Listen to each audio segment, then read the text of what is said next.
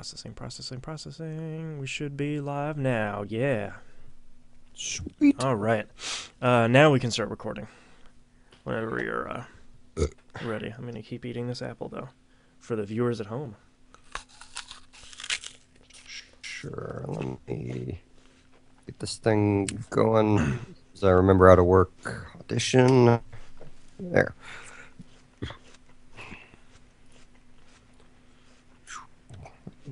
You know, I bought Audition CS6, and I just still haven't started using it yet. Oh, man. Is it that much different? No, it's almost totally the same. I'm just so nervous because I know that if Audition 3 fails, then it has saved everything. But, like, CS6 is unproven at this point. So, and, like, you know, we're recording this live stream. I'm recording with Pamela. Like, we have, like, 3 or 4 recordings of this show, so I really shouldn't worry. But it's still one of those things where I'm just like, oh, man, I don't know. Yeah, well, and I don't know. I can't imagine them getting rid of that feature from Audition. Oh, yeah, no, I'd find that hard to believe. Like, as a musician, that's one of the main draws for it. Like, it has some really cool, like, effects filters and EQing tools that are slightly different everywhere else. Right. But, I don't know. It has some neat stuff. I think it's a really great program. I just wish it was way less expensive, especially for podcasters. Yeah. Come on, chat, load. There, thank you.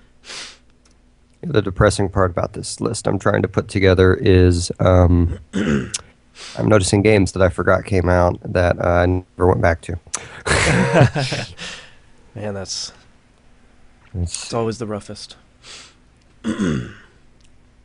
Okay, I have Audition up. All right, I am ready to start recording whenever you are. Okay, I believe I'm ready. Yes. All right. Starting in 3, 2, 1, record. Pants. Ooh. Check. Loud. 1, 2. Loud. Okay, it's fine. That's what happens when I wake up way too early and then we start moving the house around. Things get real weird. Man, I just popped the window open. You are going bearded, sir. I know. I actually shaved it too. That is a fine mustache. Why, thank you. What sucks and is awesome is I can't grow this part right here, so it stops right there automatically. So I just have this really weird natural mustache. That's awesome. Have you considered growing out the edges so you can twirl it? I don't think I can. I haven't shaved this. Like, I just clean up like the lip part, but this is where it stops. It's really weird. Well, okay. Yeah, I don't understand my own weird facial hair. Yeah, I saw Django Unchained recently, and the freaking white guy in it's always twirling his mustache. Oh, nice. Really created a desire in me, but I got to take a break. Like, I went up until about a half year ago. I went like 3 or 4 years with like a straight up like mustache goatee thing. Yeah. So I got to keep the break going. Yeah. I enjoy not having to worry about food in my facial hair. Yeah, that's been a fun learning experience where it's like, oh, I'm eating a burrito. Oh, there's guacamole in my what? Oh, yeah, okay. Yeah. Yeah. And like nothing makes you feel older than getting food stuck on your face without realizing it. Yeah, it's been interesting. It's been a fun time. All right. I think we're ready to start clipping here, huh? Yeah, let me shut out. Let me make sure I don't have any weird. Okay. Any weird stuff running in the background? Yeah, we always have so many connection problems, and I've decided it's probably just my house because everything else is wrong with it. So, appears everything else is shut off aside from that. So, well, we'll roll the dice. I wish Yeah. we had more people in the chat so somebody could tell me if the audio is okay. We'll just have to go with it, and if it isn't, then listen to it at pickingupthepixels.com. Oh, yeah. Hold on, let me log in real quick. I didn't realize I wasn't logged into the Twitch. Oh, okay. Make any connection hiccups. Close that out. Oh, what am I doing? I forgot about that one.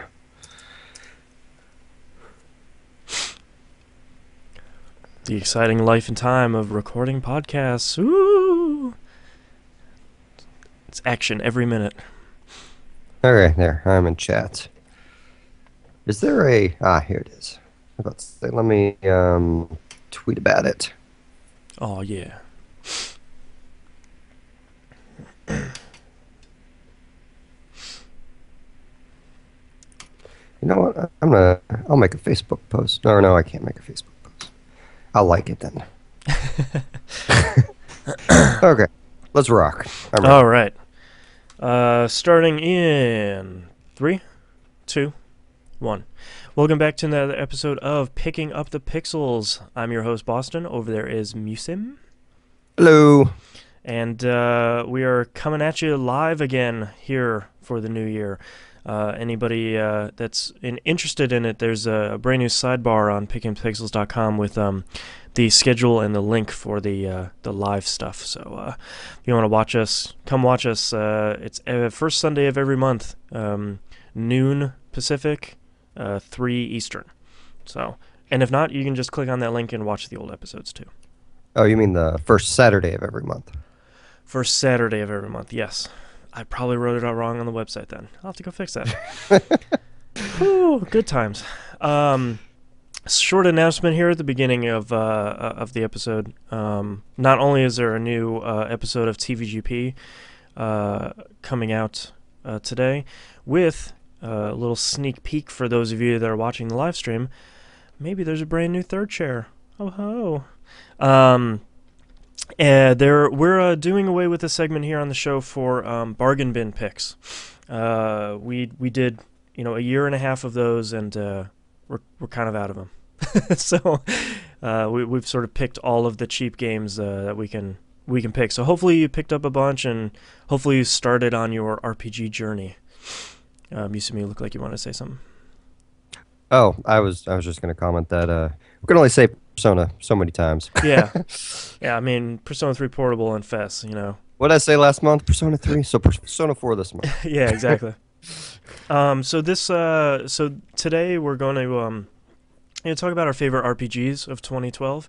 Over at TVGP we did a top 10, but we haven't done anything here for that. So we'll do that.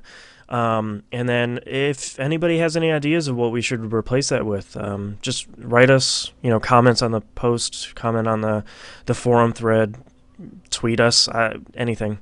Send us a carrier pigeon. I don't really know. Whatever you guys want to hear, we'll put on in. So without further ado, Musim, what you been playing? Okay. Persona 4. I'm out of wit today. I apologize. Persona 4 Golden. Man, I put the crap out of Persona 4. Me too. I beat it. Me too.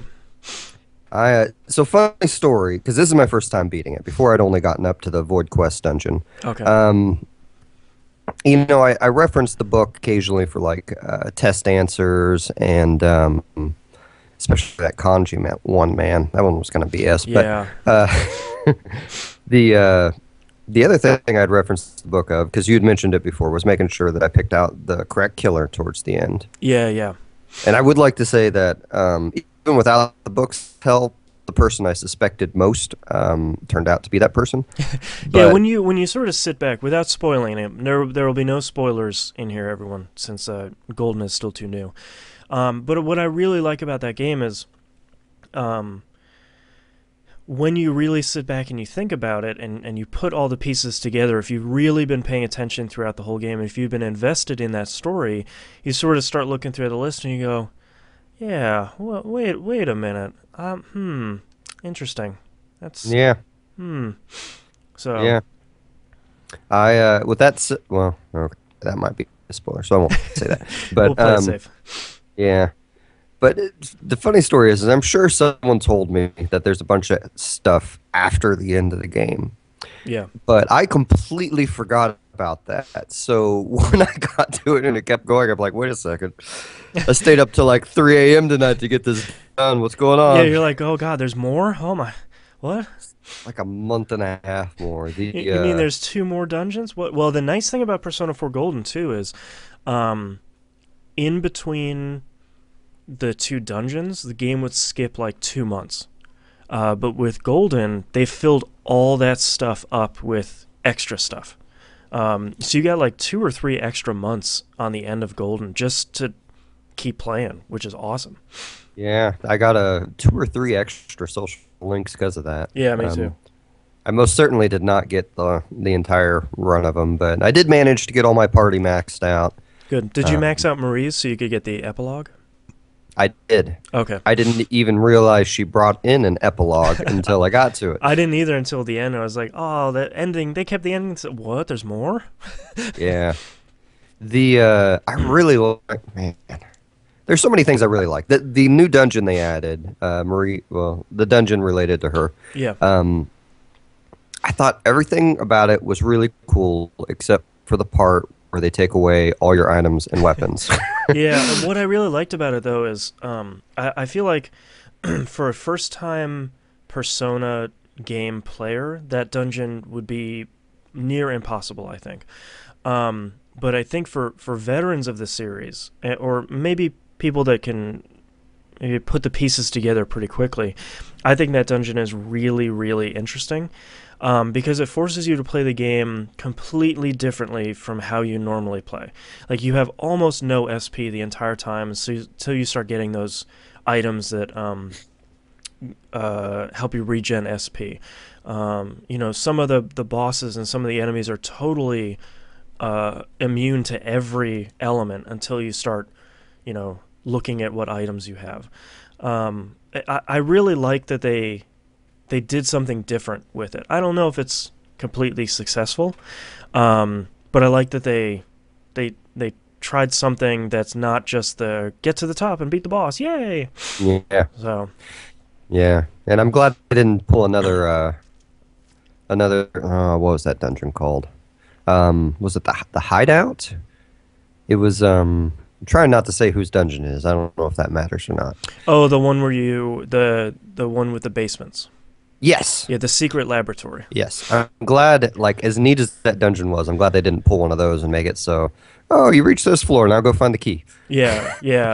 Or go back to the previous floor so you can unlock the door where you didn't have the key for them. Yeah, some of those are questionable. There's even the Marukyu dungeon where you have that floor that's totally dark, or the Void Quest dungeon one where you keep trying to go, through through an intersection and it keeps turning you around. It's just like, why? What did I break it? How is what? Yeah, those are spinners from the old Bard's Tale and Wizardry days.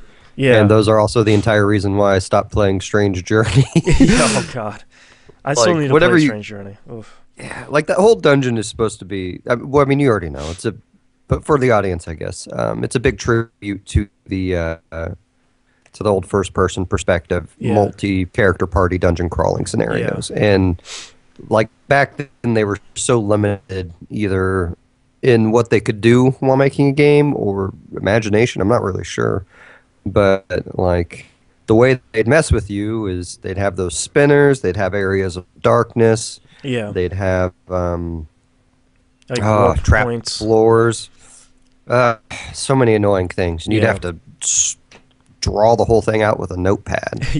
And get out so your graph paper.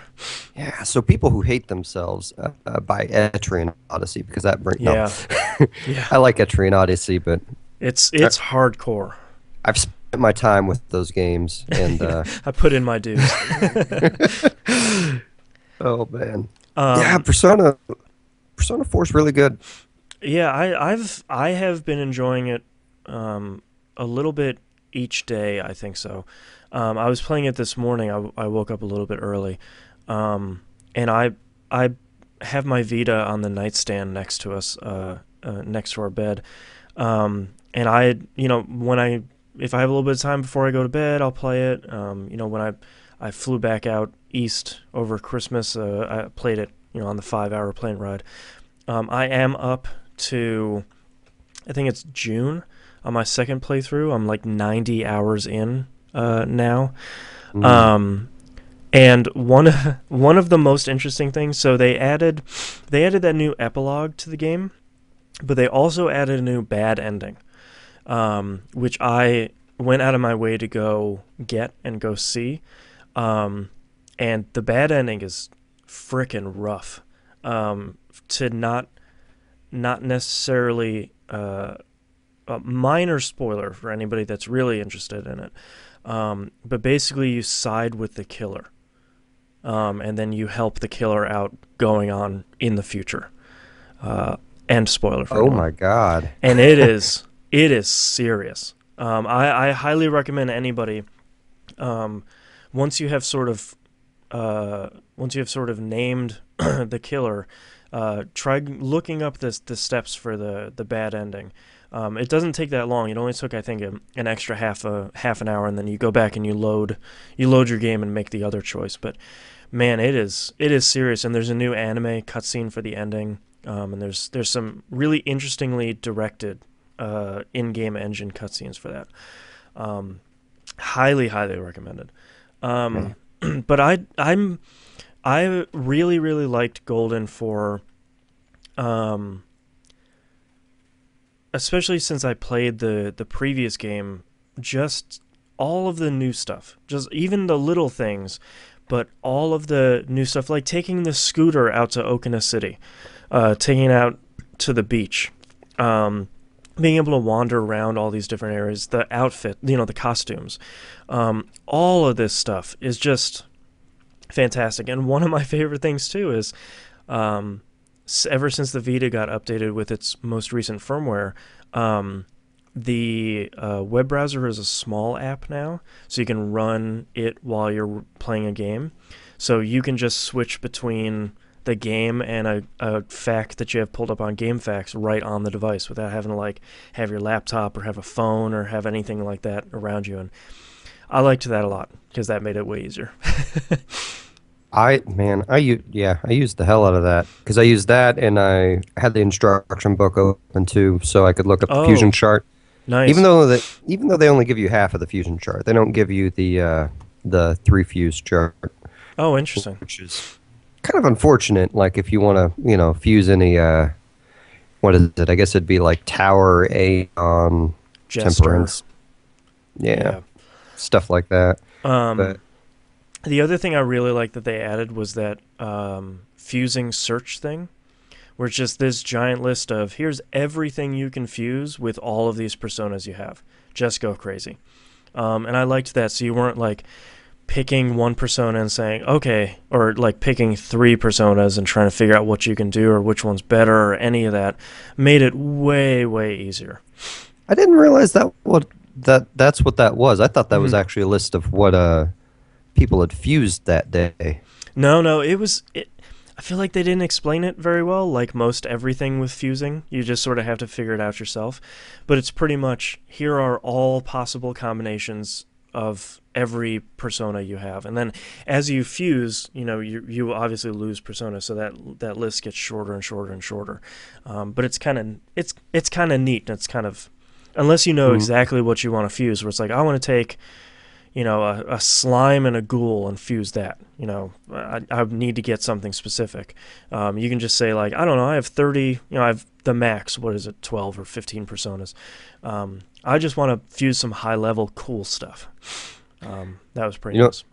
I was a bit sad because at the end of my playthrough, I got up to something like 90% completion on Wow. the freaking Shadow Encyclopedia. Yeah. Compendium, that's the word. Yeah. And it just killed me not to have that 10%. I know that had to just have been like 10 or 20 personas, but Yeah, well, and then I would have gotten the 50% off summoning them. It would have been great. Yeah. Well, the thing, too, is you can't summon the very last one in your first playthrough in Persona 4 Golden. There's one that is a 12 persona fusion in Golden now. You can only do that on your second playthrough. So Gotcha. Yeah. Oh wait, I think I remember seeing that. Yeah. It's and speaking of fusion and Shin Megami Tensei games in general, like it's neat because a lot of the fuses carry over from game to game. Yeah. Like they'll change what tarot or demon family they're in and Yeah. things like that, but like you always know the three fates will make Norn. Hmm. You know that I All those forgot. Matamas will always make something interesting. Yeah. Suiki, Kinki, Oni, and it seems like there's one more, but they There's always make something a else with dude. a key on the end. Yeah. Yeah. Um, but like there's it seemed like there's one in particular, but yeah, I don't know. That's pretty. I'm actually kind of swap subjects on this a little bit. I officially like Persona 4 better than 3. Wow. Uh, I love Persona 3. Hmm. I don't want to create any negative Don't sentiment want towards any that nasty game. emails. But like Persona 4, like I love the characters in Persona 3 too, but Yeah. Persona 4 they learned from everything they did wrong in Persona 3. Like everything flows so much better than in Persona 3. Yeah. Everything's so much better integrated. You're not going through this one 300 floor dungeon. Yeah. For those playing Persona 3, it literally is like 300 floors. Yeah. It's very serious. Instead, in Persona 4, you get like a dozen or so dungeons that are all 10 levels or so at And the most. variety really helps a lot. Because Tartarus was a good dungeon, and it was interesting, but it's really just a palette swap at the end of the day. It's like, oh well, these couple floors are purple, and the next couple floors are green, and the next couple floors are rainbow. And as much as I do love Persona 3, because it was my first Persona game that I finished to completion a number of times. I feel like Persona 4 is stronger overall. Persona 3 I don't think is to be missed. I think it's a fantastic game, but I think Persona 4 came together better as a whole. Yeah, it's when I beat it, it took everything in my power not to immediately start a new game. Like I say that it took me everything in my power not to continue the new game I started. Yeah. I got it because I had to see what it started with me with. I had read about it, but I wanted to Yeah. just see. So Well, and man, the great thing Max, about Golden too is you can pick your difficulty too. So you can make it way hard where you don't get any experience, any money, and the enemies hit way harder. Or you can play like I'm playing now, and you get quadruple the amount of money and experience, and enemies do no damage, and you're doing a ton, and it is fun. yeah. Well, I mean, full disclosure, I beat it on easy. Like Yeah. I didn't want to go through the headache of getting that. And it's weird, like how much higher level I was when I got to certain bosses without even grinding than I was in the Yeah. PS2 version. Yeah. I beat it on normal, and I feel like normal for that is enough of a challenge that you win with a little bit of skin off your back, but nothing. It's not a war of attrition on every boss. You're not just Yeah. like scraping and scrounging to. I'm gonna use a tap soda here real quick just to get me through. Nothing, nothing like that. Thankfully. SMT games are always pretty rough difficulty wise. So it's Yeah.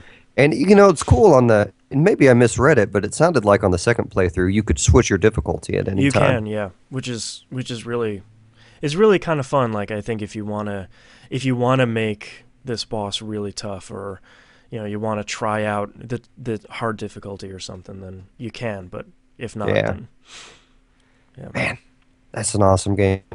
I'll tell you some things though I'd like to see. Just because I always have to be a complainer. Some Some things I'd constructive like to criticism. yeah. I love the costume system, Yeah. but I wish it was my armor. Oh, I would yeah. like to combine the armor and the costumes. Yep. And that may not be realistic, making 100 different palette or costume swaps for characters. Yeah, but I'd like to see if Chie is wearing a maid costume, I still want to have her robot legs. Like that. That would be. I would really like that. That would be amazing. And it's so my first playthrough I went ahead and did a resave for the girlfriend. Yeah. I'm And aware, I her, guess you can get more than one, but I wanted to see all the scenes, and I didn't yeah. want to go for Chie without a maxed out courage. Yeah, Um, and 4, unlike 3, you can go for everyone. But for some stuff like the new Valentine's Day stuff, it kind of twists the knife a little bit. But I also have to say the Rise S-Link, the more you power that up, the more way overpowered she gets, and it is awesome. yeah, for anyone who is playing this, like, make her a priority to max out Absolutely. S Link wise, because she gets.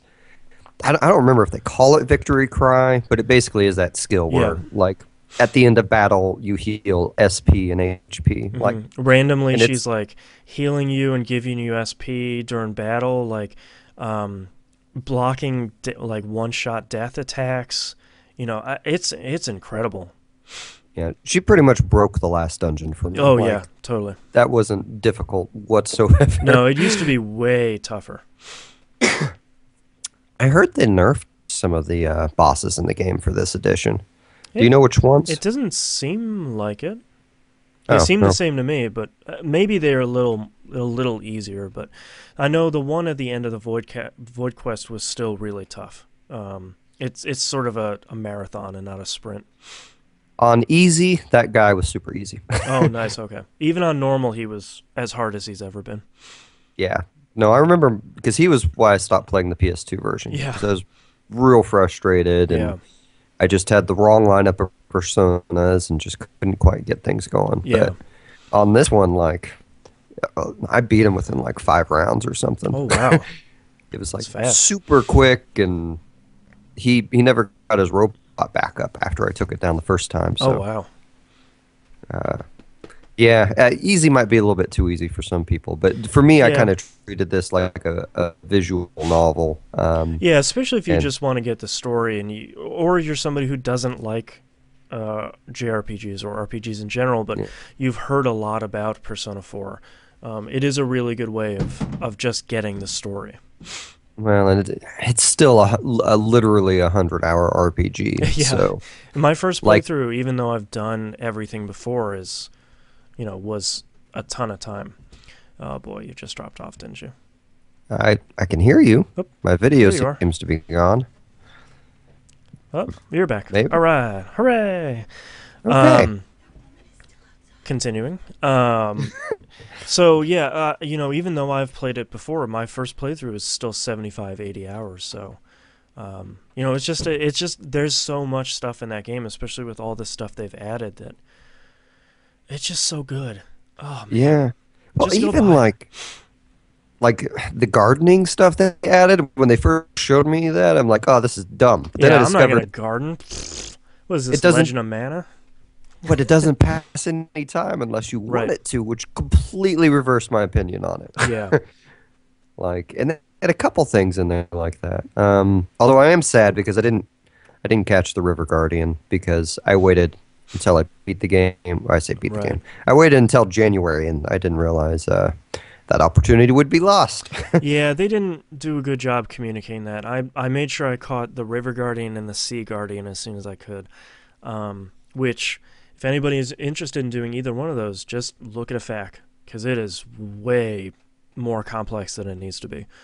Yeah. It's like a 6-step process to even begin starting to catch them. Yeah. But And you then need them for a gotta- couple of quests, and it makes the horrible feed the cat quests way easier, because you can just feed the cat 4 guardians, and the quest is done. Oh, So, nice. yeah, instead of like the last one is literally 25 fish, or you could just feed him like 6 guardians, I think it is. Wow. Yeah. Yeah, I didn't realize there'd be a second one, and I finished the first Feed the Fat Cat quest. I'm like, crap. Yeah, I forgot that there was a second one because I did all of the quests in my first playthrough, so I can get all the costumes and everything. And man, when that cat was just like, no, I'm still hungry. You can keep doing this. It's just like, all right, fine. Hey, quick question: do the costumes carry over at all? They do. Okay. Which is, I'm glad because I spent all the time in the first. I bought every single costume in the first playthrough, and I got all of them from the quest, and like petting the fox inside the TV. I got all the ones in there too, and I was very happy to see that those all carried over. The fox gives you costumes? Yeah, like there are certain dates when he's happy where you can go in there and pet him, and actually, yeah, he'll yip and give you a costume. I had no idea. I'd gotten items. Man, I missed out. Yeah, like I got to start a new game. The very first time you go in there, when the fox is in there, you get Chie's kung fu outfit, the yellow and black one, uh, that like the Enter the Dragon costume. And ever since that, you can get a whole bunch of them. Well, that sucks. I missed that one too. Whoops. I got her warrior outfit, that red dress thing that she liked, but Oh, I don't know if I got that one. it's Maybe like a it's like a red, like I think they call it a warrior or a fighter outfit, and it's like a red dress that stops at her legs, and she has like a red hat on. Talking to her, she really likes it. That's the other thing I love, is you get to talk to your party members about their outfits. Yeah, yeah, I like that. That was, yeah. So yeah, Persona 4 Golden is awesome. Everybody should go buy it and play it. I love it. Yeah. So after I beat this, I started a game that's not an RPG, but is related, and that's Persona 4 Arena. Ooh. Finally, I got through Yu's story mission, and I got through, I just blanked out his name, Yosuke's story mission. Yeah. And now I'm conflicted on who to do next. I think, if I remember correctly from Arena, you can't... You quickly get to the point where, like, I started on Chie's first, of course, because steak. And you can't finish hers yet without finishing some other people's first. So, like, it'll get you to a to be continued screen. So some of them you'll run into there, so you pretty much do whoever's. Yeah, I was pretty tripped out to see the Persona 3... Oh, I just forgot her name. Elizabeth? Is that the one from Persona 3? Or is that Margaret? Margaret? One is one is in 3, one is in 4. Yeah. I was surprised to see the 3 one running around, which really, like, I'm really eager to see where her story goes, because I'm like, they haven't given me any clues, but the fact that she's searching for something gives me a pretty huge hunch what she's trying to do, especially after... Like, you don't even have to play much of the answer if you just watch the beginning to it. Yeah. That's kind of what I think she's interesting. She's going for. Could be wrong. Have you beaten it? I have not, no. And I feel badly because I've seen some stuff from the ending, and it makes me wish that I had played both Persona 2s, because there's some stuff relating to Persona 2 at the end of Arena. Oh, weird. Yeah. Which sounds crazy. I can probably get myself through Persona 2, but it's been so long since I played it, I don't even know what I'm supposed I don't think to it's that critical. I think you'll sort of know either way, but I just like seeing the Persona 3 and Persona 4 protagonists wandering around. And what I would really love is if Persona 5 was both of those teams coming together to fight the shadows. Oh, that'd be amazing. I know that's like some fan fiction business, but like, man, that'd be awesome. That would be so amazing. That would be... man. I mean, we've already seen previews of Akihiko and Mitsuru, like, you know, now that they're in college. Yeah. I'd love to see the Persona 4 cast a little bit older. Yeah, all grown up. Like... I mean, it was awesome enough seeing that Persona 4 end scene where they give you kind of a year later, this is what they look like. But I'm excited now. What do you think about Labris, that new robot with the Boston accent? Man, it's like Boston meets Irish meets... Yeah, it's very... It's some sort of thickness. I don't know what. Yeah, I don't know. Like, she seems all right. She seems like, I don't know, because I've only beaten. I've gotten to the to be continued parts of 2 of the stories. I don't actually know what she is going to entirely be about, although I know what she is, because she's... Man, I don't know if it's a spoiler to say that. Well, I say that. I guess she's not named for a long time. And by the time she is named, you figure out that she's similar to Aigis. Right. And... Man, I don't know. Like, question whether she's overpowered or not, but I think I enjoy the situation that she puts the characters in so much that it doesn't bother me too much. Yeah. Well, Arc System Works has a tendency of putting at least one really, really overpowered boss in their game too. That has, a something with them that takes up half the screen.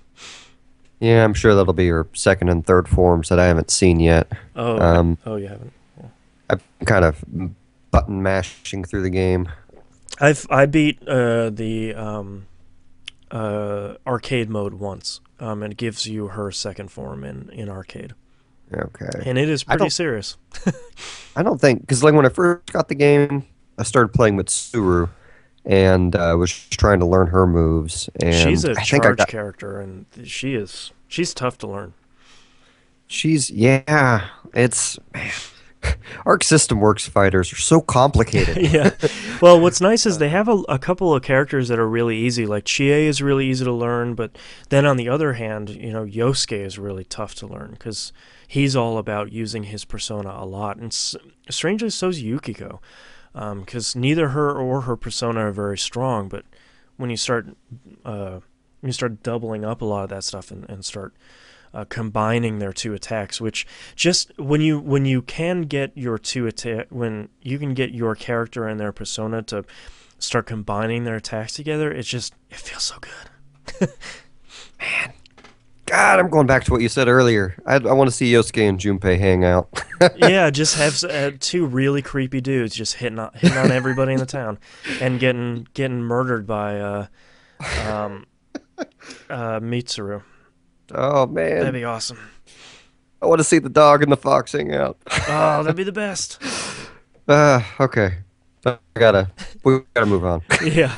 But Persona 4 Arena is also really good. And for those that are maybe intimidated by fighting games or intimidated by Arc System Works fighting games, it's really not that bad. Especially if you're just going to play the story mode. Play the tutorial so you know the buttons and everything, because it is a little bit different. But beyond that, you can just button mash your way through the whole story mode. And it's really well done. All the voice actors are there, and it's like a visual novel, really. Oh, man. Yeah, I'm probably going to play that this afternoon. Yeah. What else have I been playing? Of course, I played some Skyrim. Mm-hmm.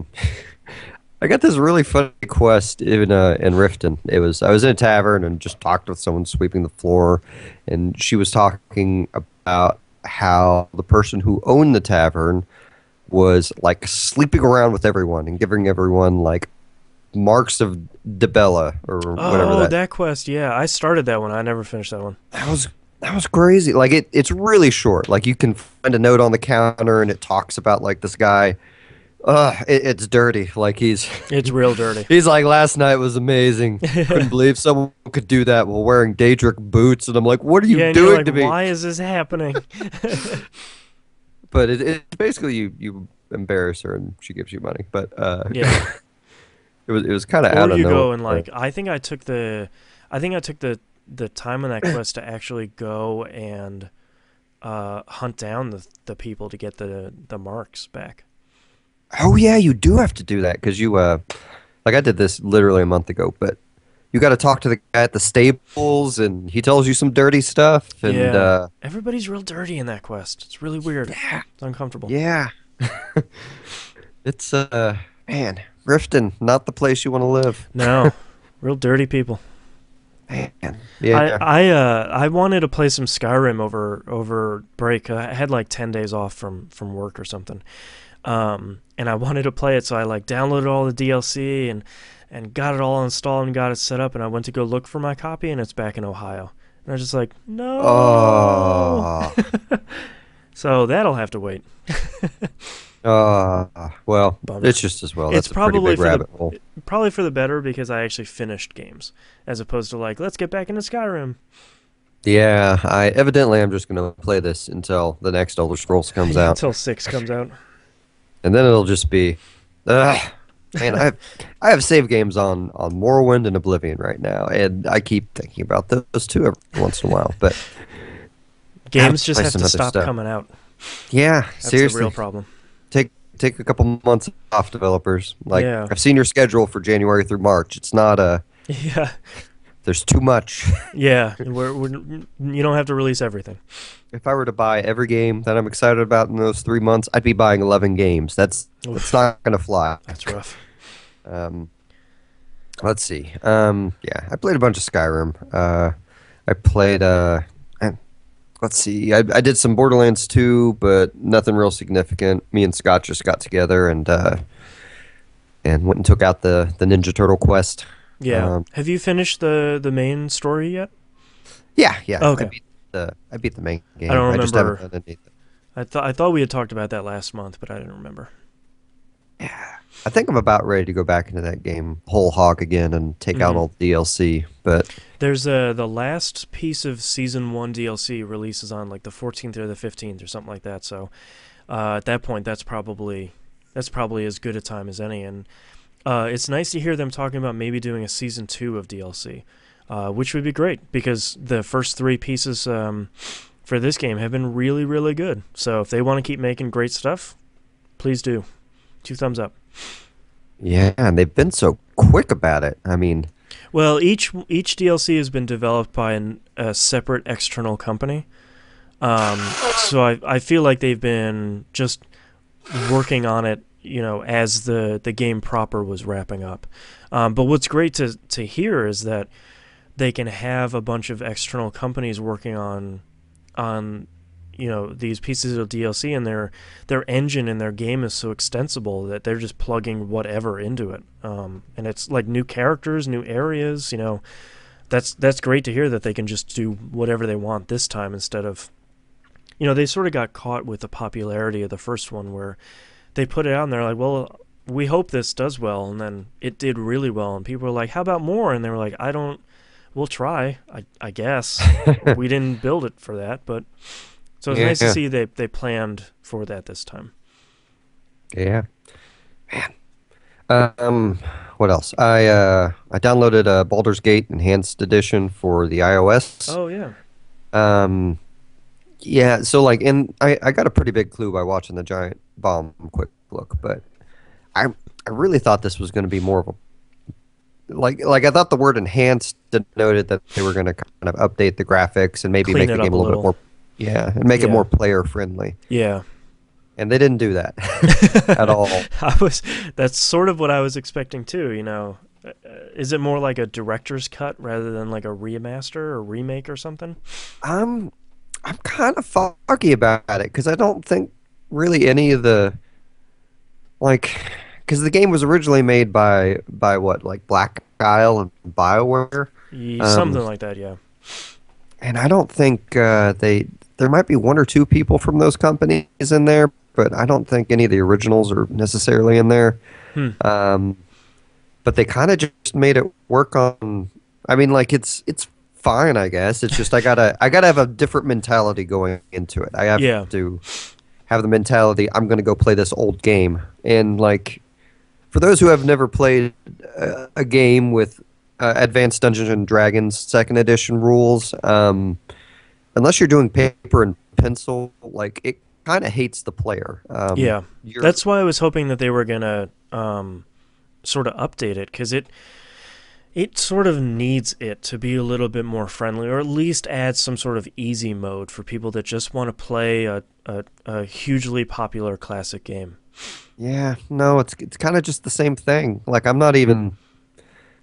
Now, granted, I'm not very far into it. I played through the tutorial, which probably takes about an hour, and I started a new game and rolled up a character. But the problem with rolling up a character in Second Edition rules is you're like you can be like, well, I want to choose a ranger, but like when you get to higher levels, like your stats don't increase in Second Edition really.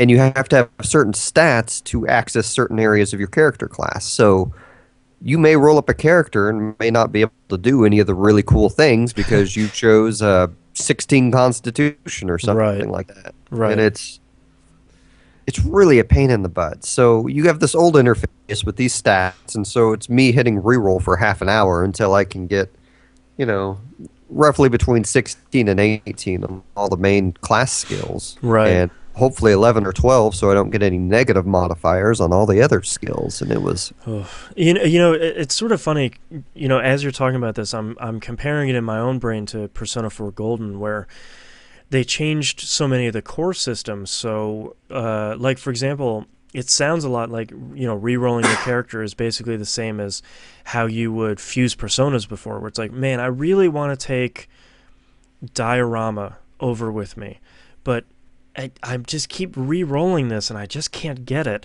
And with Persona 4 Golden, it's like, oh, as long as you can copy it over, you just pick it. Just pick what you want. Just bring it on over. And it sounds like, while at the time for both games, those systems were fun and those systems were part of the challenge, it sounds like both games needed to be updated for 2012, and only one of them got it. Yeah. That's a bummer. No, it's a really big bummer. It's let's see. I guess for those buying it on iOS, just some kind of PSA stuff. It is $10. The extra content.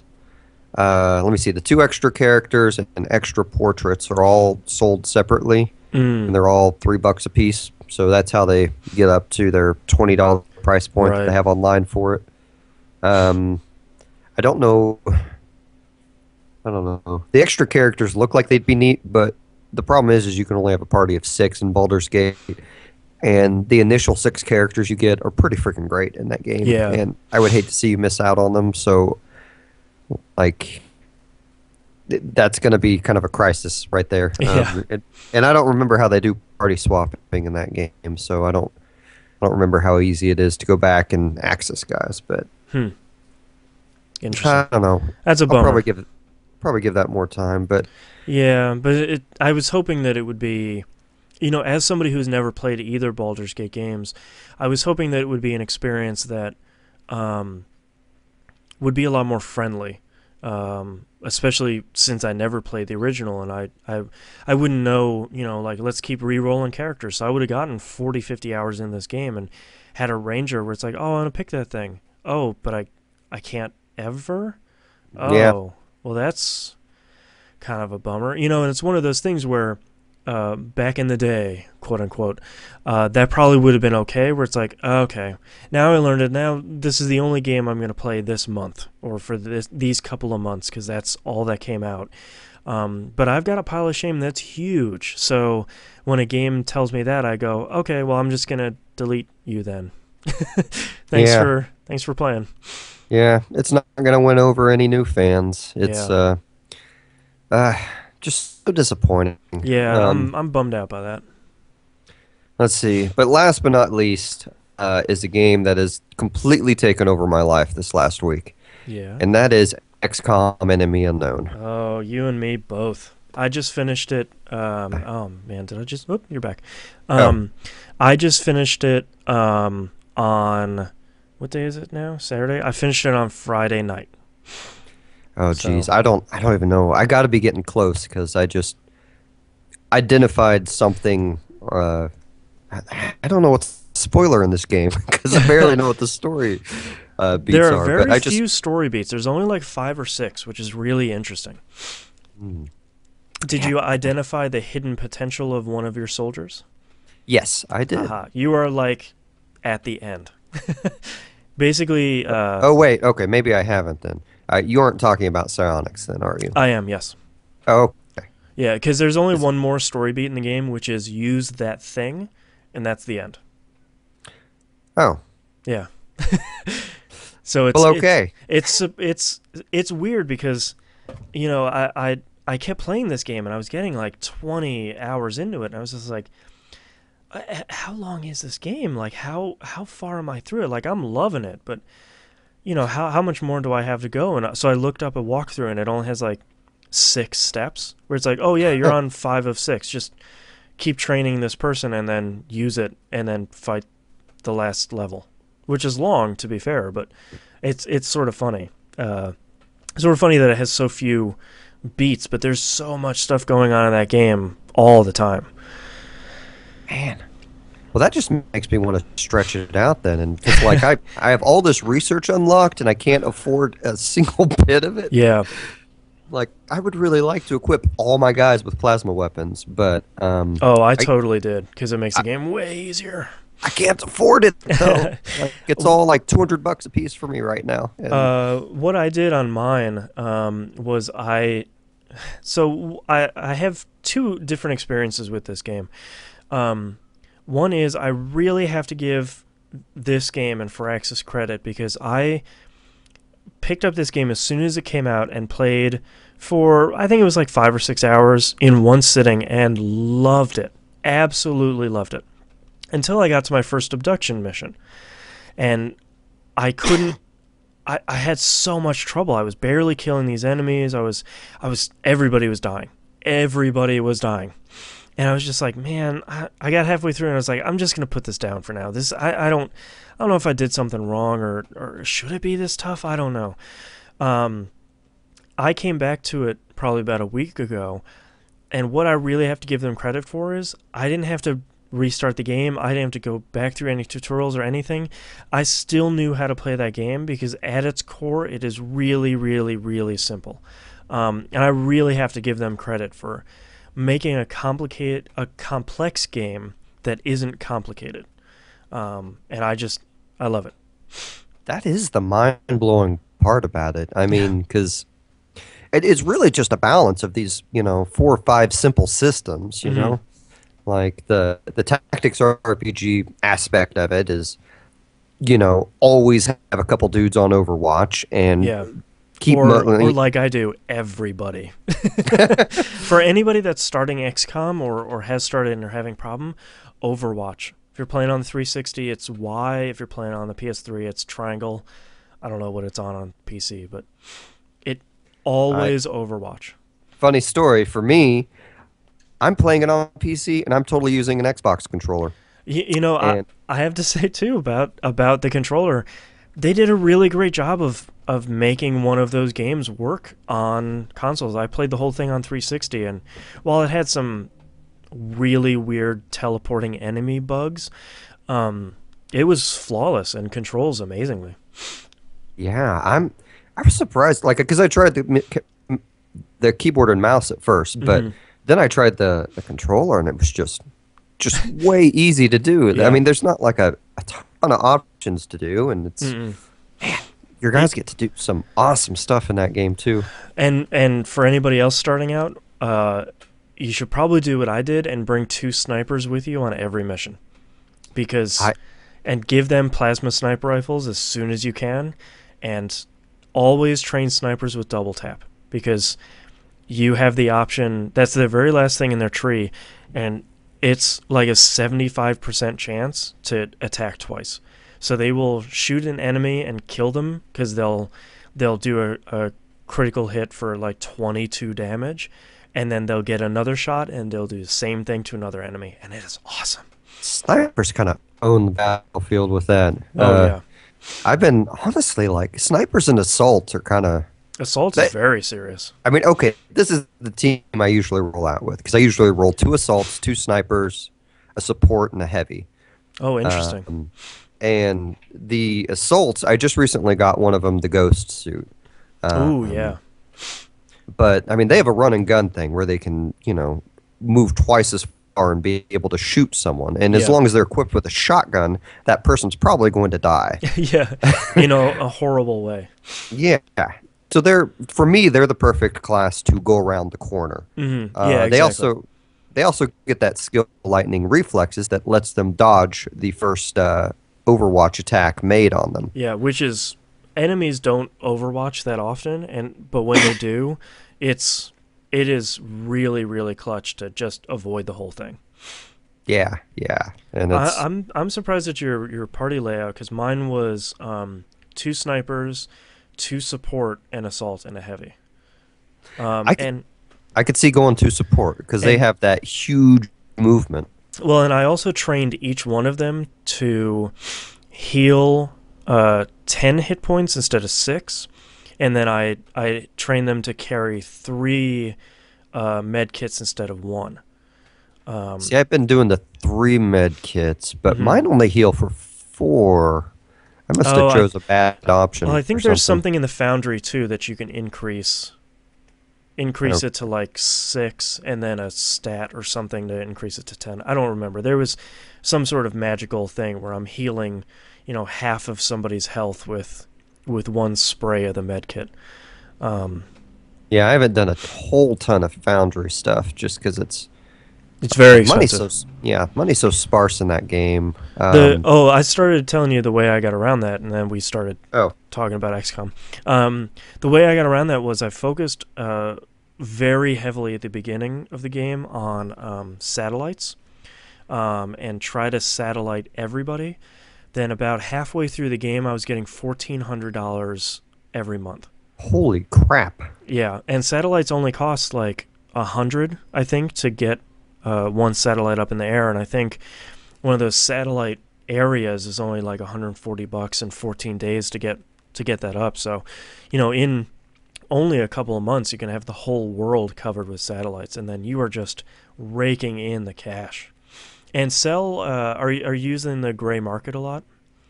Yeah, I'm honestly, I kind of bit myself in the ass earlier with it because I sold some stuff that I thought I had a lot of, Yeah. and it turned out I didn't. I would always after every mission go in and sell everything that's damaged because you can't use it anyway. Yeah. And then I would always sell.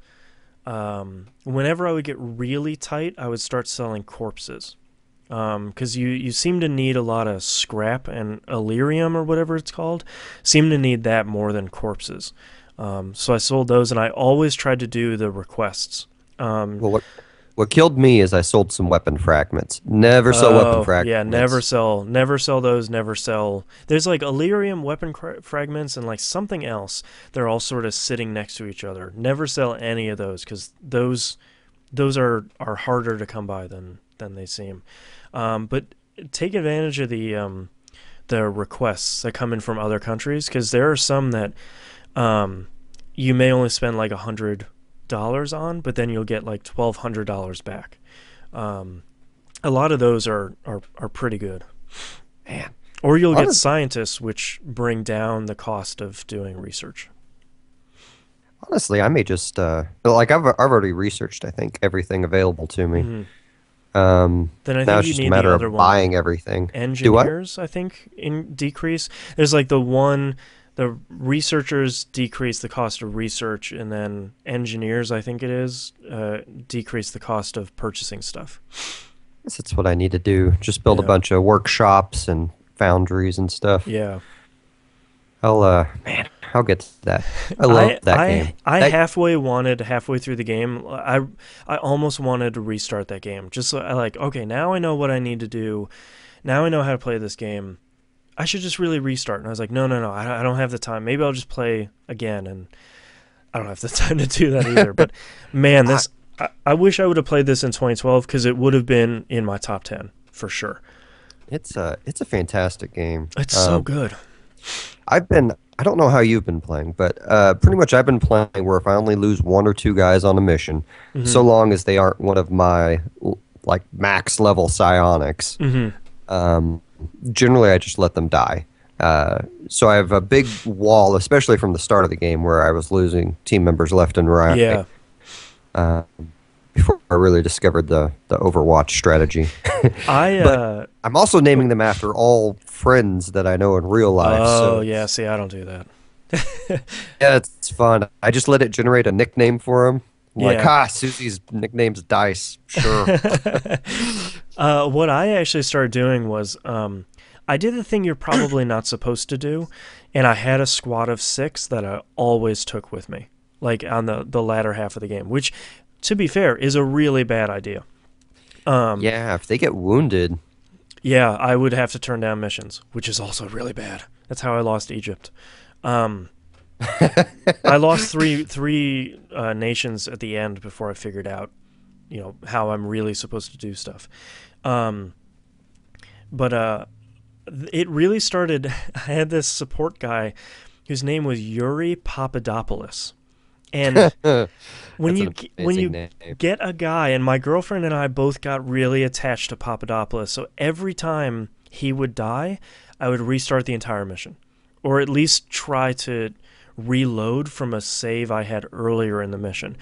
And that started, and then as soon as they all get nicknames, I've got Sunny, I've got Wizard, I've got, all these other ones. And after that, trap of I couldn't not take them with me in missions, and then I couldn't let them die. Because, they have the best armor, and they have the best stats, and their will is super high, and this dude has 25 health. It just, after I started outfitting him, I ran into the problem. I think I let one person die in the very last mission. But beyond that, all 6 of them are coming home. Even if they're coming home wounded, they're all coming home. Which is bad. Yeah. You got to take some noobs with you every once in a while. Especially for, like, small or medium-sized air UFOs that you shoot down. You can take a couple new guys with you. Get some levels up. Man, I've started running into the mechs recently. The giant mechs. Ugh. Those things are really serious. The ones I found out really easily how very early on, those cyber discs. Yeah. Those things are mother effers. But I found if you take 2 snipers with you, you can deal with them really, really easily because the snipers have that shot where it only does like 2 or 3 damage, but it disables enemy weapons. Yeah. And if you light those things up with that, nothing is stopping you. And I found out with the other mechs, the ones that are really, really nasty, the ones that get 2 shots per turn. Yeah, the Ed 209s, I'll call them. yeah, basically. I found that if you have a really high level psionic soldier, I actually do that like vortex tornado thing on top of them, and in one turn, it's like the highest level one. In one turn, they either are dead or have 1 health, and next time they even try to move, it blows them up. I get. Okay, so there's a second. Like I only have 3 levels of psionic available to me right now. Right, and that's all that you have. But you just mentioned a crazy skill that I have not seen available to me. It's the third one. So I think there's the one skill at the top where it's just psionics, and I think there's 2 on the second level and then 2 on the third level. I think it's the third level one. One is you get like a protective field, and it adds like plus 40 whatever. If I remember correctly, the other one is this like death vortex. The very last enemies you meet, those squiddy looking dudes, they use it a lot. Man, yeah, I don't think any of my characters have that. Like my options on my options are, I mean, obviously you have the first level one. The second level one is you can either prevent your guys from panicking or you can cause the enemy to panic. My third level one is the telekinetic shield, or you can take over someone's mind. Oh, yeah, that's right. I don't know where that one is from then. Man. Maybe it might be not really spoilers, but it's the character you have use the thing at the very end of the game. I think they get it. Okay. Yeah. I'm probably pretty close to that because I just ran into their ultimate psionic species recently. Right. I think you are very, very close. That fight was such a bitch because the first time I played it, it had one of those, like the way the level's set up is you have this center room and then you have one of those Ed 209 things circling it. Mm-hmm. Then inside the room you have 3 of the heavy, what are they called? The mutons? Mutons. I was about to call them futons. Like 2 of the heavy mutons and then one of those super psychic guys. And I was trying to take out the Ed 209. Right. And then I just got massacred. It was horrible. Yeah, those psychic guys, they always go for my snipers. And then it is just like a mad dash to get. So the interesting thing about the plasma sniper rifle is it does way less damage at a lot less rate to hit if the enemy is really close to you. So you do more damage, you have a way better chance the further the enemy is away. So I would get everybody like, get next to the sniper, because they couldn't hit anything at that point, and sort of wait for... And I didn't want to attack them because I didn't know if that would break the spell or just kill them. And I sort of didn't want to risk it. I'm assuming it just kill them. Like, that would be really rough. Yeah. I mean, it breaks automatically in, I think, 3 turns.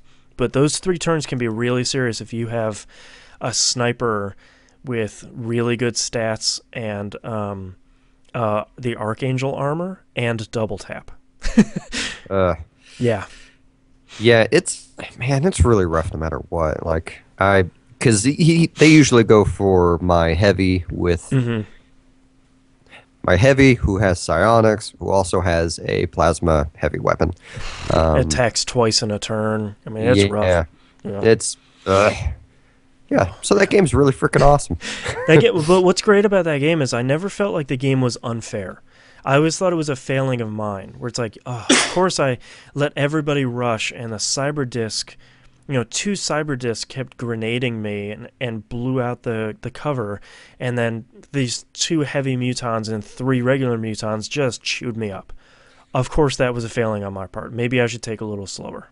For the most part, I feel that way, but then there are also the Crystalisks, who I utterly despise, especially at the beginning of the game. You're like, you gotta save the citizens, and there are like 5 Crystalisks here, and you can barely take out 1. For those missions, I learned to sort of love the failure. Like, none of my guys are gonna die, and I'm gonna take it really slowly through these missions. If I save a couple people, great. If I save nobody, fine. My pan's gonna go down just the same. Yeah, I think I've made it through most of those missions, saving usually, because it seems like there are always 18 people, and usually I'll save between 8 and 12. So I don't think I've ever hit 0 on those before. But yeah, one time I saved 17, but it was because one of my guys ran up ahead and aggroed every single enemy in the map, and they ignored attacking those people and just started flooding me, which was great, but that was the first time I've gotten excellent across the board on one of those things. But yeah, the game's great. Everybody should go play it. It's just fantastic. Yeah. I wonder if the DLC for it's any good. Funny story.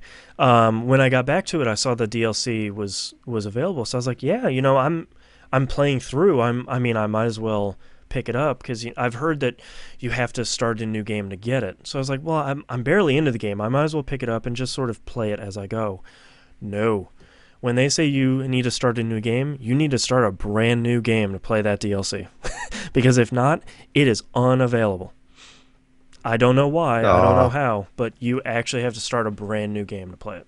So, sort of a bummer, but I heard it's not super, super great, but I hear it's almost like some of the Mass Effect 2 DLC, where it's sort of just an added little bonus, and you get a special party member, too, out of it. Cool. So, could be fun. Yeah. I don't know. So I probably, honestly, after I beat it this first time, I'm probably going to try and beat other games before I come back to it. But yeah, this is definitely one of those games I could see me like just 1 month wanting to just, shoot the breeze and yeah. Well, and it just seems friggin' like play through it. It seems like it's really meant to play through multiple times. Maybe now, if I were to go back, I'd probably play it on classic difficulty. Just really give myself, now that I really know how to take advantage of the game systems, really go through and play through it. Because I beat the game on normal. I'd really like to play on classic just to see, like, man, how tough is this? How challenging can I make it? How far can I make it through this? It's honestly, when people first started posting about classic Iron Man mode, I'm like, oh, you guys are crazy. What are you talking about? Rough. But now having played this game, like I could see myself actually trying that someday. Like, Iron Man does sound like it would be really fun. Just to say, like, this is my game. There's no going back on it. Let's give it a shot. It's, I mean, the real bitch is like sometimes, like the last guy I lost in my game was a guy I'd had a really long time who was a Hmm. psionic support guy. And, like literally, I mean, he's pretty high level. He had freaking the spider armor on. He had a plasma gun. He Yeah. was in Overwatch, and a freaking Thin Man just got a lucky shot on him. Yeah. Like I don't even think like he had 5 or 6 bars of health, and Just Thin Men got normally don't critted. do that much damage. Yeah, Yeah. just got lucky. He was behind cover and everything.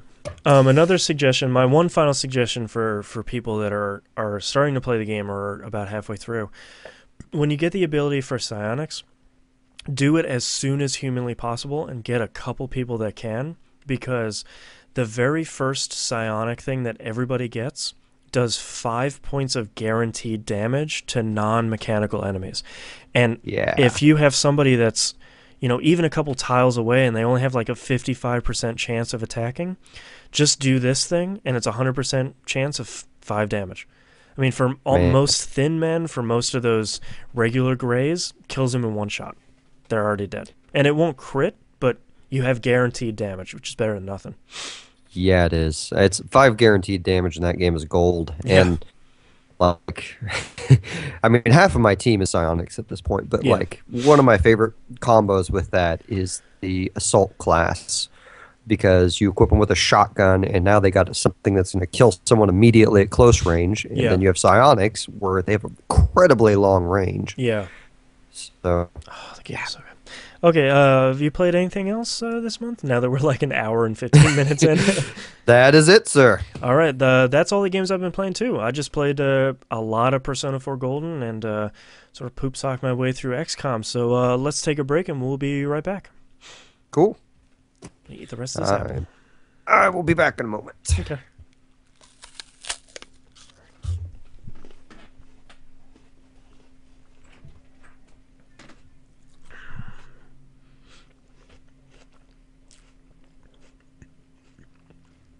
I would say hi to everybody in the chat, but it's just Musum and I.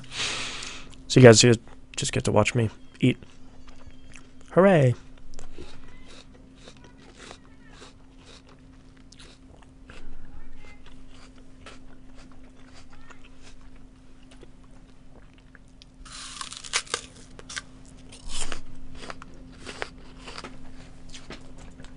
Probably should pull up show notes here. That would help.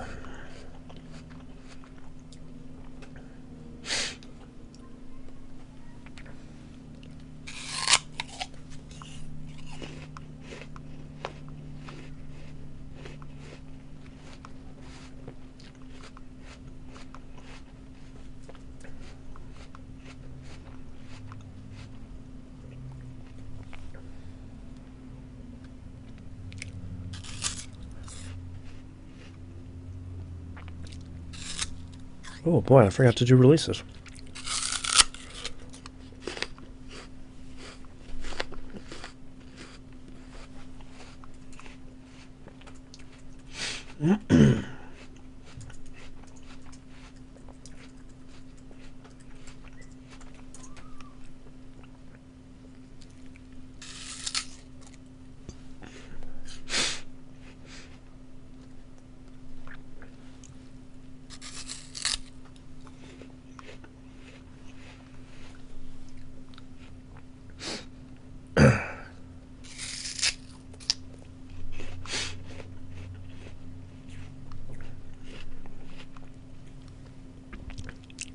I will also be right back.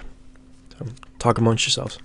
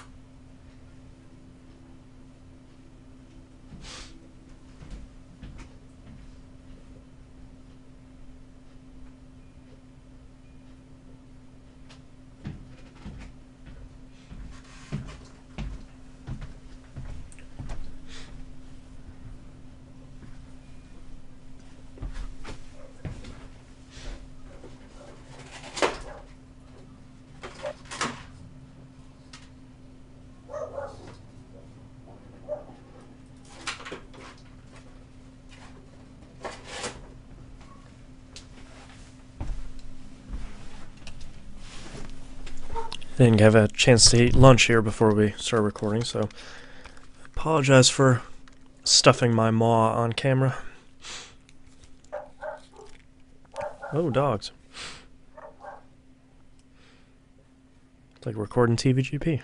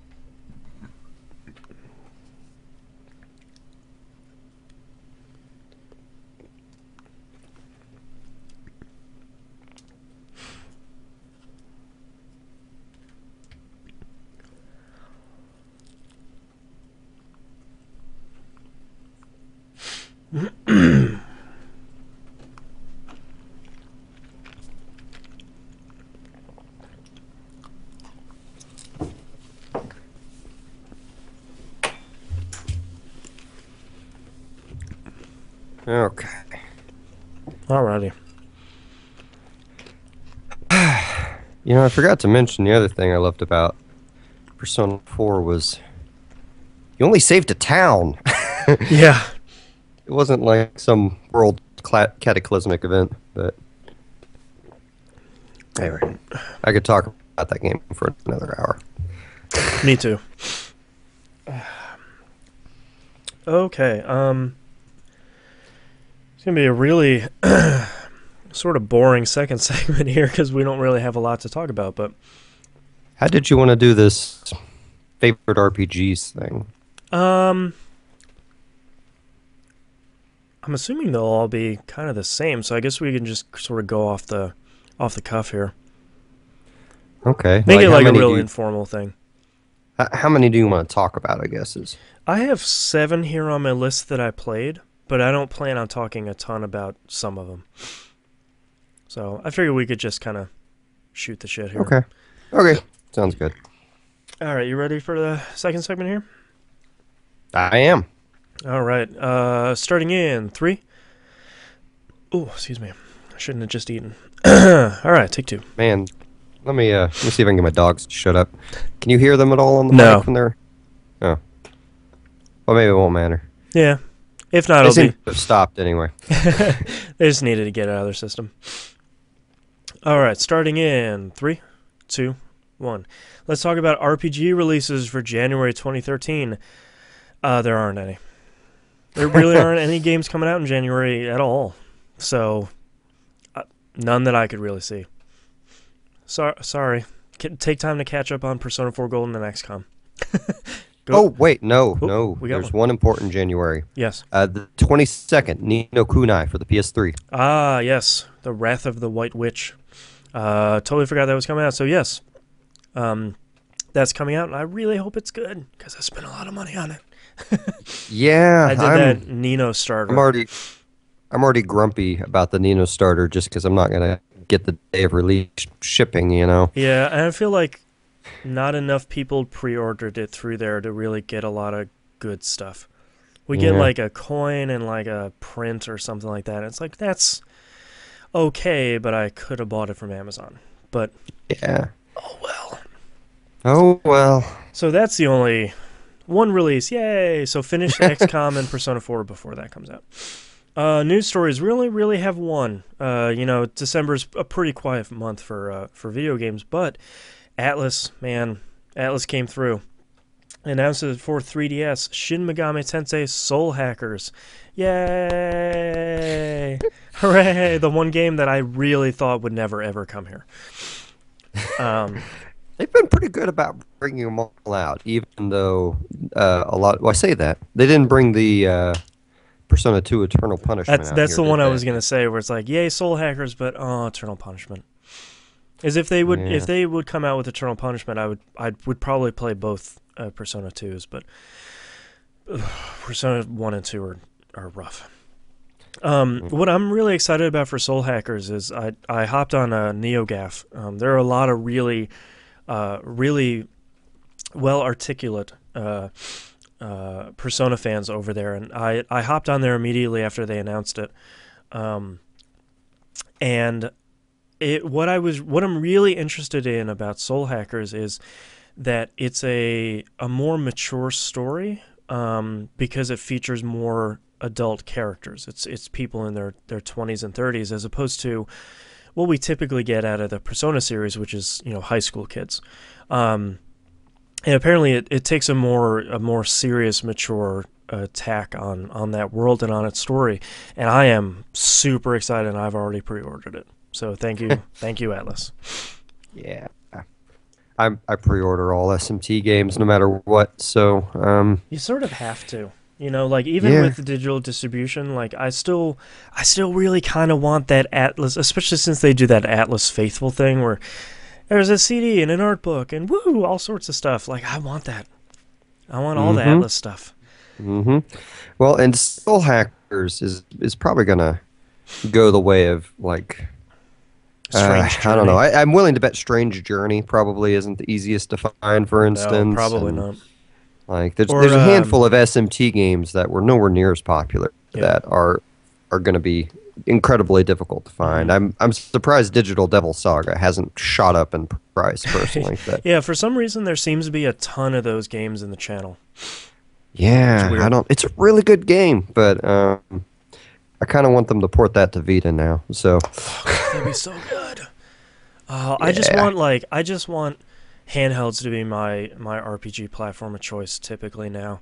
Because I mean, it's the same thing of like being able to lay in bed or being able to grind while my girlfriend and I are watching something on TV. Like we can watch a bunch of shows and I can finish a dungeon. It's great. I had such a blast on Persona 4. I forgot I was playing on a handheld most of Yeah. the time. I mean, It looks so that good screen on is- that screen. yeah, it does. Oh man. So Soul Hackers, I've heard it's really, really, really good, and I am super pumped to try it out.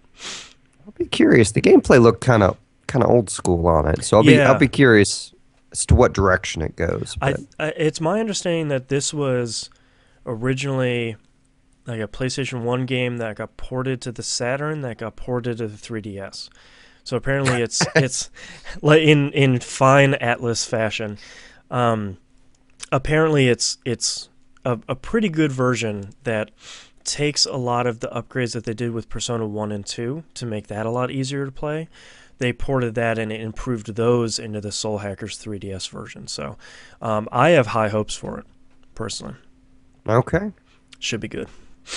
But that's all the news stories we have. So before we get to the only email we have, let's talk about some of our favorite RPGs for 2012. Not necessarily, a top 10 list or, the best of 2012, woo, that sort of thing. But maybe at least we can chew a little bit on some of the great RPGs that came out in 2012. Because, looking back, 2012 was a pretty good year for the RPG. Even if there weren't a ton of games, the games that did come out were really, really great. So why don't you start us out with one of your favorites here? Okay. We'll go back to one that has been on pause for half a year, and that's Tales of the Abyss. Yeah. Oh, yeah, me too. Yeah, I need to get back with that because that seems like a really, really good game. I'm an SMT guy first and foremost. And Yeah. I realize You got your priorities. that's becoming the popular thing, which is weird to me too. Is that Shin Megami Tensei could ever be popular? But Yeah. man, Tales of the Abyss was really good. I really like the writing in it, and especially watching the character development of the protagonist. A lot of the side characters seemed like a lot of fun, especially I forgot his The name, blue but the guy. guy that John Yon Bosch played, Yeah. that's afraid of girls. Oh yeah. Really interesting characters that are not necessarily the JRPG tropes you typically see, and if they are, I feel like they break out of their mold fairly quickly and become interesting characters. That character, I think his name is Guy. Yeah, that Um, was it. his character is actually really interesting about halfway through the game, and it's a really long game. A game that's longer than I was expecting and sort of longer than I was hoping for, truth be told. But it's good throughout, and I think I'm three-quarters of the way through. And I see why it's a lot of people's favorite Tales game, because it is just incredibly well made. Mine will probably always be Vesperia, because it's the first one I ever finished, even though I played uh, Phantasma, Destiny, and Destiny 2. But man, that's a great pick. That's a good game. Yeah. You want to take Yeah, one? one Or for me. should I keep going? I'll hit it here right at the top. Is my TVGP game of the year for 2012 was Darksiders 2. Managing to take, Darksiders 1 was a good game. It was a Zelda clone that was better than everything since the Wind Waker. I do like the Wind Waker, so everything after the Wind Waker, I should say.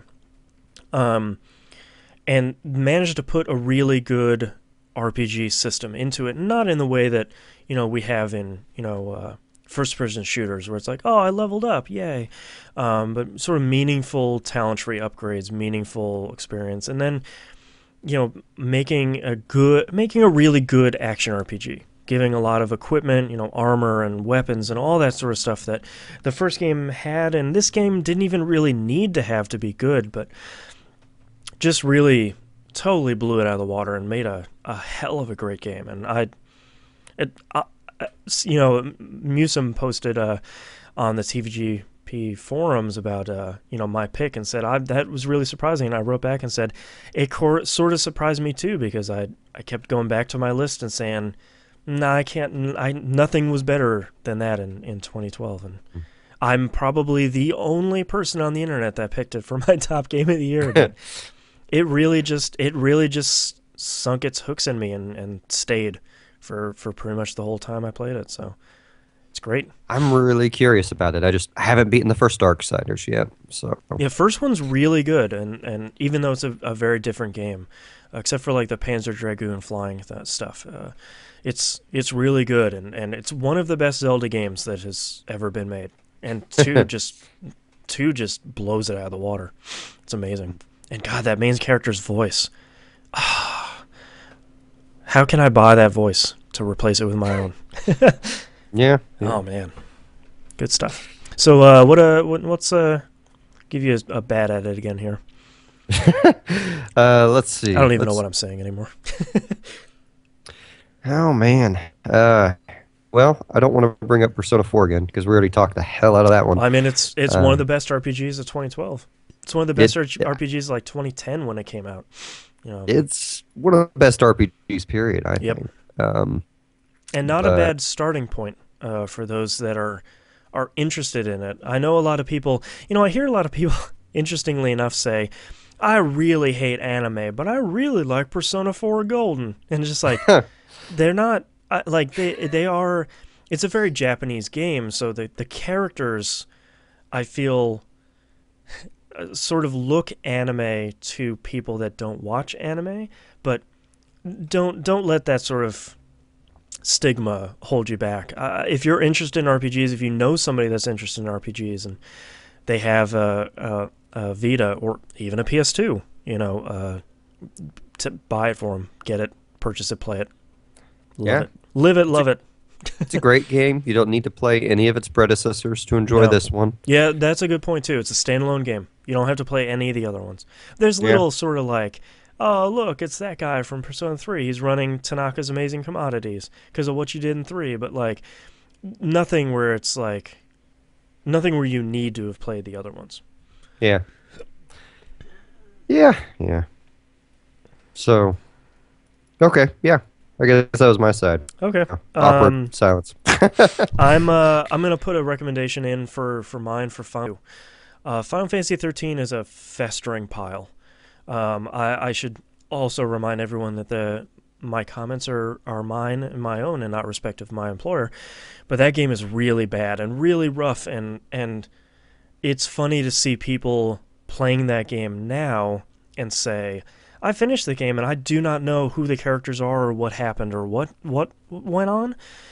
And I feel like they took all of that criticism to heart in 2 and said, we're going to tell a time travel story where you change things in the world, and it's still fairly linear. You can't change everything.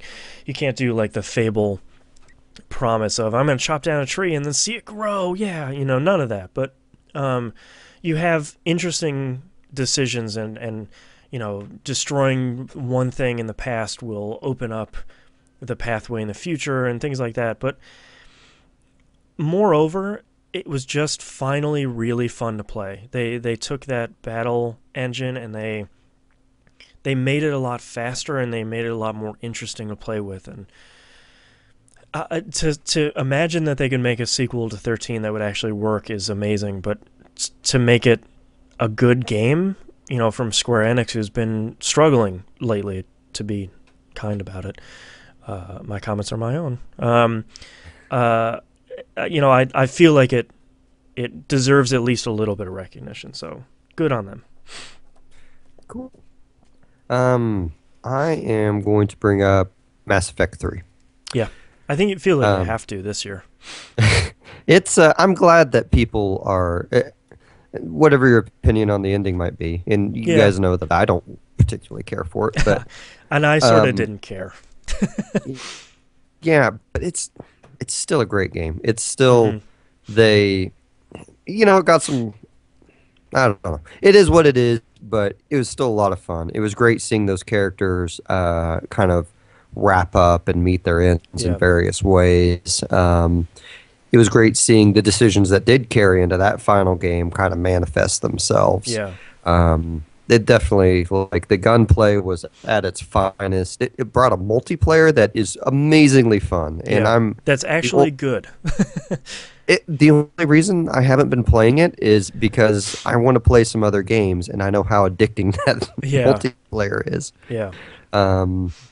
It evidently is a multiplayer that supports itself too, since a lot of people keep buying, like, using real world money on those packs, which I'm proud to say I never have. I did a lot. Oh, I'm not ashamed. I wanted some nice stuff. It's that's fine. That's fine. But if you learn to beat some golds, you can. That wasn't. I played it like as soon as it came out, and that wasn't really. People were still like the multi. What now? I feel like it's a much easier prospect now. I think for me, what's really interesting about Mass Effect 3 is I feel like the Mass Effect series, for better or for worse, has been like Final Fantasy VII was. It's this huge RPG cornerstone of a platform.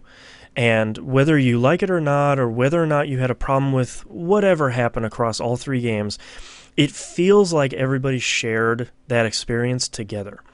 And when everybody was upset about the ending, it wasn't just RPG dorks just being like, I can't believe, bleh, and it wasn't like 5 people screaming into the wind. It was, 5 million people saying, we have purchased and we've experienced this trilogy across one platform and had our decisions carry over, which hasn't been too big of a thing in games. And for BioWare to even actually pull it off, whether or not they successfully did it or not, that they pulled it off is really interesting. And I feel like that's when we look back on this generation, that's going to be one of the biggest cornerstones of it is this trilogy.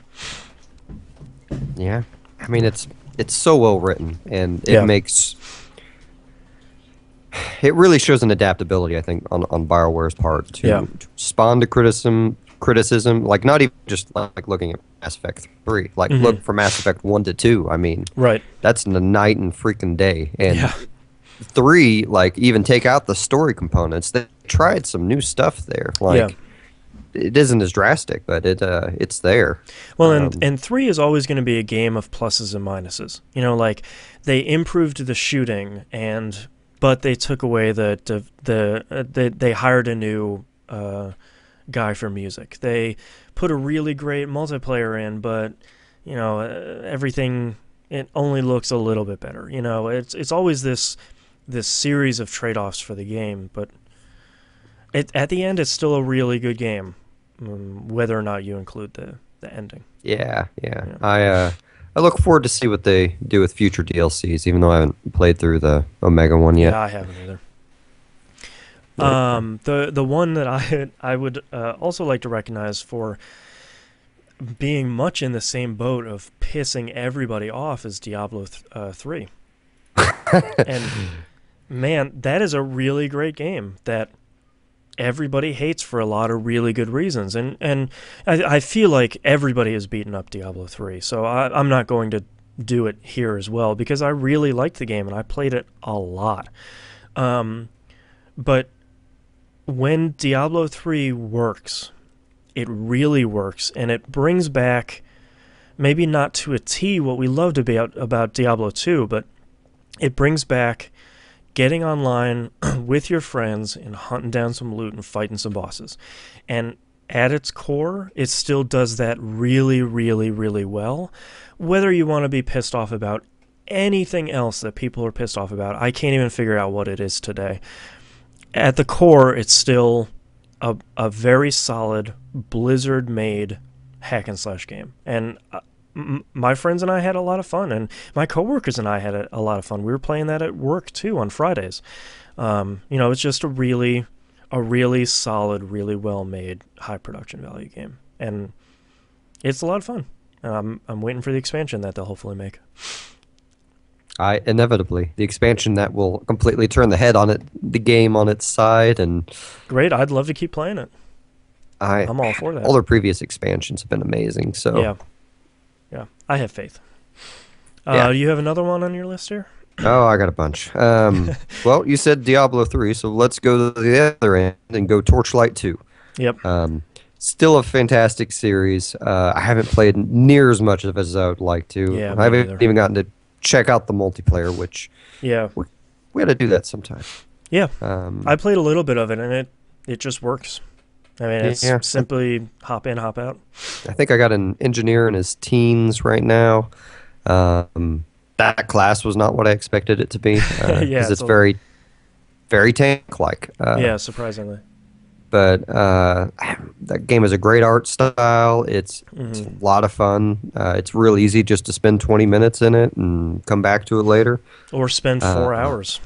Yeah, Yeah, it's that's what I really like about it, and that's what I feel like if we were to compare it against Diablo 3, which I think it fairly gets compared to. Diablo 3 is a little hard to hop into for 20 minutes and kill a bunch of dudes and then hop back out. And I feel like Torchlight 2, for those that aren't happy with whatever Diablo 3 did to piss you off, you always got Torchlight 2. It's only $20. Mm-hmm. It's great. Fantastic game. Head over to you. My last game I have here on the list is what I feel, along with Persona 4 Golden, is one of the finest JRPGs to have ever been made. Xenoblade Chronicles. Came out this year on these shores, and I think came out late last year over in Europe. Taking everything that Monolith has learned over their history, and also taking all the BS out of JRPGs, and then sort of putting a thin layer of single-player MMO on top of this game is just fantastic. And yeah, it has a dumb story, but it's harmless enough when it's dumb. But the actual wandering around the world and the music and the gameplay and social links with your party members actually doing things, and improving towns by helping out their townspeople and unlocking quests because you're more famous in a town and people talk in a town and stuff like that. It just makes me sad slash minorly upset that it got shoved off onto the Wii and wasn't given a proper release that more people could have played, and especially so late in the Wii's life cycle. I'm so happy that it came out to the US so that people can play it, but it just kind of got lost in the shuffle for a lot of people, and it's one of the finest JRPGs ever made, and I was only about halfway through it when I hit about 60 hours. So there's a ton of game there to enjoy too. So I can't recommend it enough. Okay. You said that was your last one. Yep. So I got 3 quick mentions because 2 of them we've talked to death on this podcast. Okay. Borderlands 2. Yep. Because hell yeah. Yeah, I don't know why I forgot that. Yeah. I don't know that I need to punctuate anything else on that, but No. I love that game. Yep. XCOM, which refer to, the last half Refer hour. to the of this first cast. And then another one, which, maybe borderline because it's Metroidvania, but Dust and Elysian Tale. Oh, yeah. That did have some good RPG elements to it. Yeah. Yeah. That's a good choice. I tend to think of a lot of Metroidvania games as kind of RPG-ish because most of them, like Symphony of the Night and things like that, will have a leveling system or an item system or something in them. Right. But just fantastic looking game. It's the soundtrack's great, the voice acting's great, the story's great. I still haven't beaten it yet. I need to get back to it. Hey, I'm right there at the end, but I can say without a shadow of a doubt, it is one of the finest Metroidvania games ever produced. And to think that it was made by just one guy and then all the music was done by another is just incredible.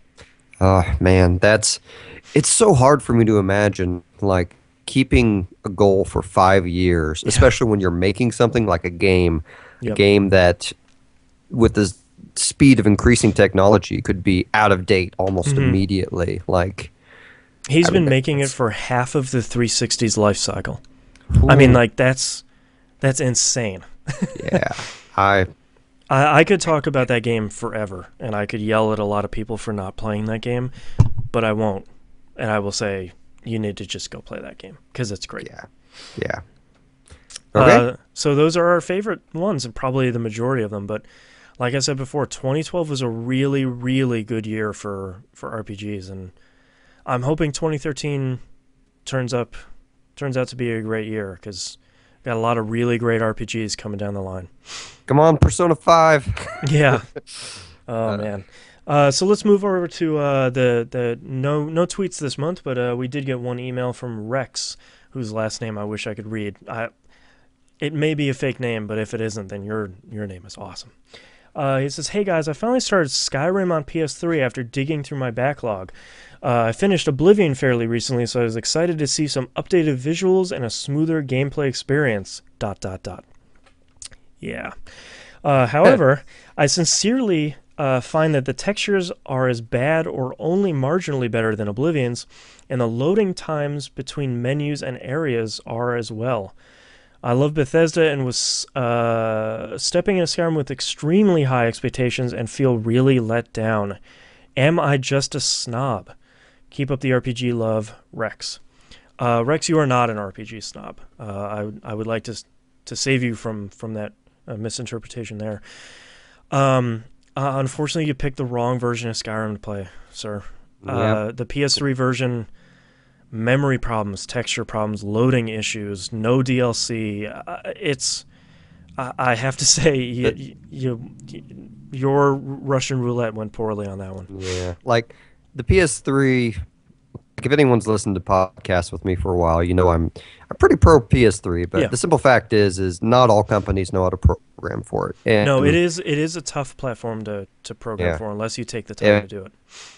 And Bethesda games have had a big history of being not so great on PS3. But I mean, And granted, that's only going to fix a lot of the glitches and texture problems you have. Right. Even on 360, my understanding is the loading times are still pretty heinous. Yeah, they get a little bit better when you install, and I played it on 360 throughout the entirety, and loading times, the first load is, of course, the worst, easily, but, loading times after aren't terrible, but they never really get past, never above 30 seconds, which is okay, but, I mean, if you really want to play Skyrim, and you have a 360, don't hesitate to pick it up on that. It's a great experience. I played through the whole thing there on myself.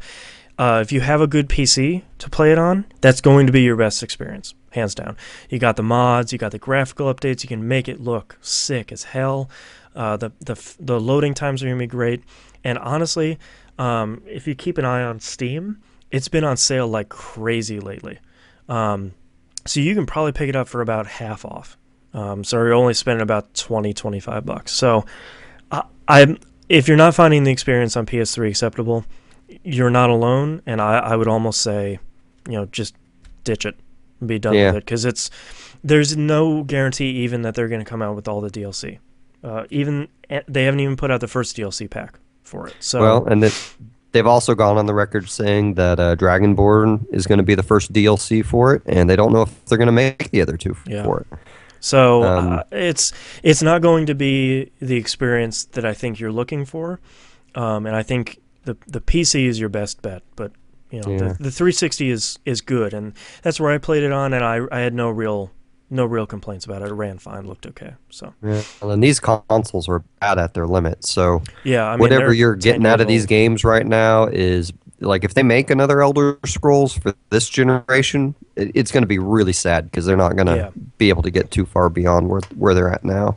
Exactly. So, so thank you for your email, Rex. You are not a snob. You just have discerning tastes.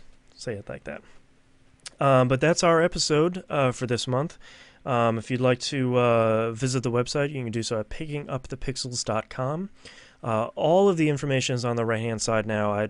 I sort of redid both the TVGP and the PUP website, so hopefully the information is a little bit easier to see and digest. Would highly recommend everybody watching us the first Saturday of every month, 12 noon PST and 3 p.m. Eastern. You can watch us at twitch.tv/E1M1 Network. If you don't have a chance to watch us live, catch us on YouTube, or just watch the pre-recording there. Listen to Musim's podcast, The Carousel Podcast, at thecarouselpodcast.com.